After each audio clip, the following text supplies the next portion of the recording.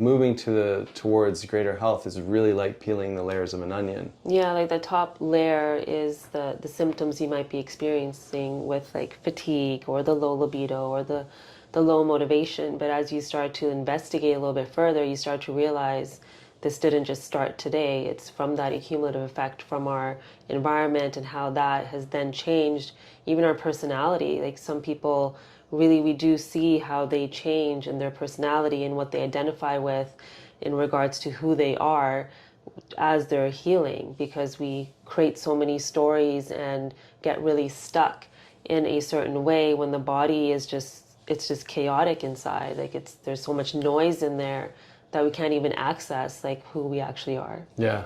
Yeah, I love that you brought that up because that kind of brings into the next conversation of how this impacts relationships, right?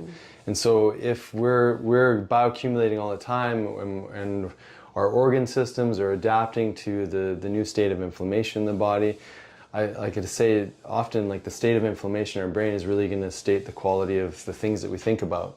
Yeah. And the questions that we ask ourselves, like to use some of Tony Robbins, quote, that inflammatory load is going to dictate our behavior. Yeah. It's going to dictate our relationships and how we show up for one another, because we can be dealing with all these internal stressors and we can make that about the other person because we haven't actually identified that within.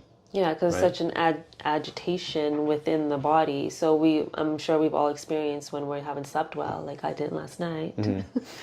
Your day starts differently than when you have slept well. So imagine like your cells having to like overwork and feel overwhelmed every single day because of this like extra load that it's carrying and trying to do its best to serve you. So this is the thing that I think about the body that we get confused around when it's not providing what we think it should. We start to blame the body or have a different relationship with the body, especially if one's in pain or, you're not maybe as fast as you used to be or not recovering or just don't have that energy that you really want. And it's easy to have this other relationship with the body where we just don't feel like it's serving us in any way. But when we start to clear the noise, we actually start to see that it's actually working for us. It's trying to detoxify, it's trying to absorb what it can from the foods that you're eating, but if we're not providing it with what it needs, it can't respond appropriately.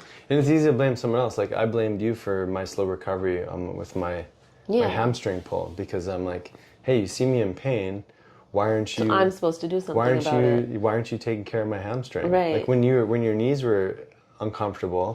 I was right there. I was up with you at night. I was rapid releasing. I specifically asked you. Exactly. That's what I wanted to bring up. So we were sitting with our friends, and I was coming up with all sorts of excuses around why my hamstring was taking so long to recover, and I was kind of like, well, Sonia hasn't done injections in a little while, like.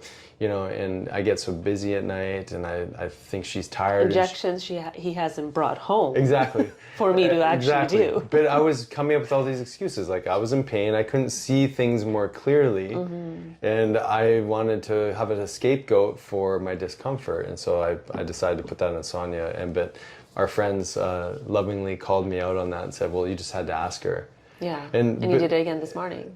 I know, I did do it again this morning. So I've got some lessons to learn, but what I want to bring up is like part of it is that we get so consumed with what's going on with us, and maybe we're trying to fix other people, we're trying to help other people. I spend a good amount of my week taking care of others and paying attention to what other people need for their healing. And sometimes when we're in that state, we don't give ourselves permission to ask for help. And that's an important thing to do, I mean, you don't feel bad every time you ask me to get the rapid release out, massage the back, do something on the glutes or the legs or what have you. And I enjoy it because it's like I get to be more connected to you physically, and I get to notice where you're hurt and help you, help bring some attention. So my homework this week is going to be to give her the tools.